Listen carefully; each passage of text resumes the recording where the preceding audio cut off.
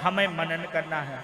अब किसी ने पूछा, उनने कहा कि महाराज जी, व्यास जी कहने लगे सनत कुमारों से, महाराज हम ये जानना चाहते हैं कि अगर जो व्यक्ति अब श्रवण नहीं कर सकता, क्यों? क्योंकि उसके कान नहीं है। अब मनन नहीं कर सकता क्योंकि उसके कुछ बावरासा है, बिल्कुल जो पागल व्यक्ति नहीं होता है, वो मनन नहीं कर सकता तो वो क्या करे? और कीर्तन नहीं कर सकता, कहा क्यों? कहा कि गूंगा है।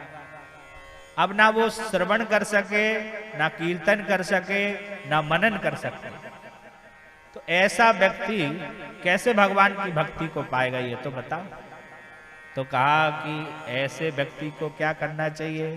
कहा ऐसे व्यक्ति को शिवलिंग दे दो, और शिवलिंग का वो केवल स्पर्श ही करता रहे, उसको कुछ नहीं आता, कोई दिक्कत नहीं, शिव जी की पूजन करेगा, तभी वो जो है इन तीनों चीज को प्राप्त कर सकता है।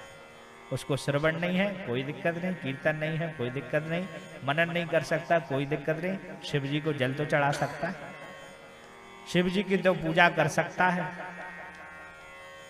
अब यहां फिर ब्रह्मा जी, शरद कुमार ने दो रूप बताए शिव जी, एक भगवान का है सकल और एक रूप है निष्कल। सकल रूप क्या है भगवान शिव का? जो आप साकार विग्रह देख रहे हैं, जैसे देखिए वो मंदिर में सामने शिव जी हैं, शिव जी बोल एक तरफ ध्यान में बैठे हैं और एक जगह पार्वती के साथ में, कितना सुंदर विग्रह है। सकल माने सारे रूप, जिसमें हाथ है, पांव है, गंगा बह रही है, चंद्रमा लगा हुआ है, ये भगवान का सकल रूप है। और एक भगवान का निष्कल रूप होता है। निष्कल रूप यानी शिवलिंग रूप, तो शिवलिंग रूप है वही भगवान का। आप निष्कल मतलब निराकार समझ लीजिए, जिसका कोई आकार नहीं, वो निराकार है।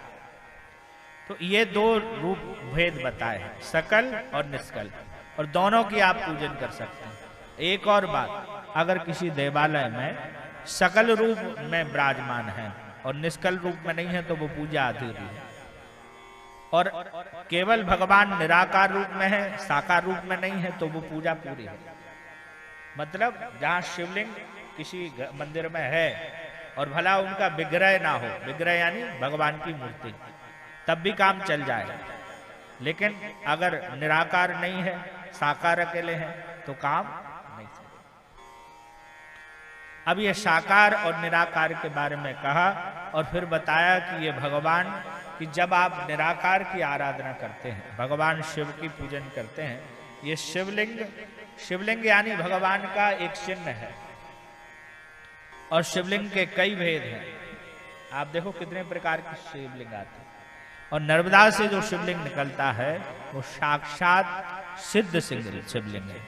जैसे शालिग्राम गंडकी नदी से मिलते हैं और वो स्वयं सिद्ध है, उनकी प्राण प्रतिष्ठा करने की आवश्यकता नहीं है, स्वप्रतिष्ठित है। ऐसे ही भगवान नर्मदा जी से जो शंकर निकलते हैं वो भी साक्षात, उनमें से कहीं कोई प्रतिष्ठा की या पूजा की आवश्यकता नहीं है। आप तो कहते हैं कि नर्मदा का हर कंकड़ शंकर है, और नर्मदा मैया की तो कहें क्या, नर्मदा की तो महिमा ही अलग है। नर्मदा से अलग क्या है, नर्मदा से भिन्न कोई होगा है?